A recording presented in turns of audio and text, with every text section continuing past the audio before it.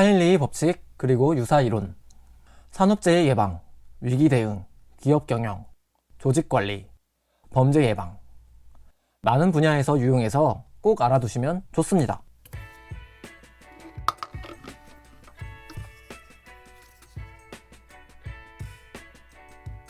안녕하세요. 오늘 다룰 내용은 하일리의 법칙 300대 29대 1입니다. 유사한 이론도 두 가지 더 소개해 드릴 테니 꼭 끝까지 시청해 주세요. 이번 주 신문에서도 볼 수 있었던 이 개념, 어디서 한 번쯤 들어보셨나요? 300개의 작은 징후들이 모여 29개의 소형 사고가 발생하고 큰 피해를 가져오는 하나의 대형 사고 혹은 재난이 벌어지게 된다는 내용으로 300대 29대 1이라는 법칙으로 하일리의 법칙은 알려져 있습니다. 무려 1920년대 미국 여행사 보험 직원이 발견한 법칙으로 아직도 많이 인용되는 개념입니다. 허버트 하일리가 1931년 산업재해 예방, 과학적 접근이라는 책을 출간한 때부터 1980년대까지 산업재해 예방 분야에서 가장 권위 있는 책이었다고 합니다. 하지만 하일리의 법칙은 산업재해뿐만 아니라 사회 문제, 개인의 성공과 실패에 관한 문제, 기업의 성과와 관련하여 다양하게 적용되고 인용되는 용어입니다. 국내에서는 2008년에 김민주 저서의 하일리의 법칙이라는 책이 있습니다. 타이타닉호 사건처럼 우리에게 친숙하게 알려진 역사적인 사례들을 소개하고 있어서 읽기가 비교적 수월한 책입니다. 타이타닉호 침몰을 자연재해로 보기도 합니다. 하지만 침몰 이전에 다양한 경고 징후들이 있었고 경고들을 간과하지 않았더라면 일어나지 않을 수 있었던 인재로 볼 수도 있습니다. 타이타닉호 침몰은 1912년 4월 14일 밤에 빙하와 충돌하여 다음날 15일 새벽 2시경 160분 만에 완전히 침몰한 비극적인 사건입니다. 대형 호화 여객선인 타이타닉호는 침몰하지 않을 배로 불리며 첫 항해를 시작하였는데요. 선장은 예상보다 많은 승객을 태우고 지체한 시간을 만회하기 위해 빠른 속력으로 항해를 시작하였습니다. 깜깜한 어둠 속에서 전방 장애물을 탐지하는 작업을 하지 않았고 배에는 탐조등과 망원경 설치가 되어 있지 않았습니다. 법적 의무사항이 아니라는 이유로요. 유영하는 빙하를 경고하는 무선도 있었는데 대수롭지 않게 여겼습니다. 다른 한편으로는 배의 설계에도 문제가 있었습니다.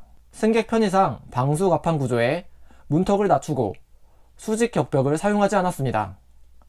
16개의 독립된 구획으로 분할된 배는 4개 구획의 물이 차도 부력에 이상이 없어서 안전하다고 여겨졌지만 실제로는 5개 구역에 물이 차서 침몰하였습니다. 하일리의 법칙이 사고 확산의 정도를 양으로 보여주었다면 도미노 이론은 사고 확산의 연쇄성을 강조합니다. 5개의 도미노 중에 3가지는 사고를 일으키는 잠재적 요인입니다. 첫 번째 요인과 두 번째 요인은 타고난 결함으로 통제하기 힘든 요인입니다. 그러나 세 번째 요인은 상대적으로 예방이 가능하고 통제하기 비교적 수월한 요인입니다. 따라서 하일리는 사고를 조기에 예방하는 방법으로 불안전한 행동이나 기계적, 물리적 위험을 제거하는 방법을 제시하였죠. 도미노 이론은 국제 정치 분야에 사용된 적이 있었는데 1960년대 미 군부가 베트남 일대의 공산화를 저지하기 위해 베트남 전쟁 개입을 주장할 때 사용되었었습니다. 경제 위기, 개별 기업에도 적용되기도 합니다. 한국의 IMF 관리 사태는 동남아 일부 국가의 유사한 외환 위기에 의해 촉발이 되었습니다. 국제금융 도미노의 위험 요인 속에 외환 사용과 유출을 점검했어야 했던 이유입니다. 이로써 이론의 공통점은 예방에 있음을 이해할 수 있습니다. 그렇지만 역으로 응용한 사례로 훌륭한 기업 성공 스토리도 찾을 수 있습니다. 책 전반부에 개념 위주로 설명하다 보니 더 풍부한 내용을 원하신다면 책 중후반부를 직접 읽어보시는 것도 추천드리겠습니다. 앞선 두 개념과 유사하게 깨진 유리창 이론이 있습니다. 역시 작은 일로 큰 사고를 예방할 수 있음을 보여주는 이론입니다. 지금은 기업 경영, 조직 관리 분야에서도 사용되고 있지만 원래 이 개념은 범죄 행동 분야에서 고안이 되었습니다. 미국의 범죄학자 제임스 윌슨과 조지 켈링이 1982년 3월에 월간 저널 애틀랜틱지를 통해 처음 소개하였습니다. 어느 한 가게에 깨진 유리창이 있다고 가정해 봅시다. 지나가는 사람들이 오랫동안 방치되는 모습을 보고 생각을 합니다. 다른 유리창도 깨트려도 될까? 그리고 누군가가 나머지 유리창도 깨트리고 가게의 모든 유리창은 깨질 것입니다. 주위에서 발생했던 대형 참사를 접하면 그때마다 끔찍한 마음이 듭니다. 말로 표현하기 힘든 안타까움이죠. 오늘 소개한 3가지 이론은 모두 초창기의 사고 예방을 위해 고안되었던 만큼 대형 참사를 막기 위한 중요한 개념인 것 같습니다.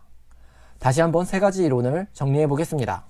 사소한 징후를 발견하면 하인리의 법칙을 떠올리고 사건의 연쇄작용을 막기 위해 도미노 이론을 사소한 일부터 고쳐야 하겠습니다. 이상으로 하일리의 법칙 소개 영상을 마치겠습니다. 감사합니다.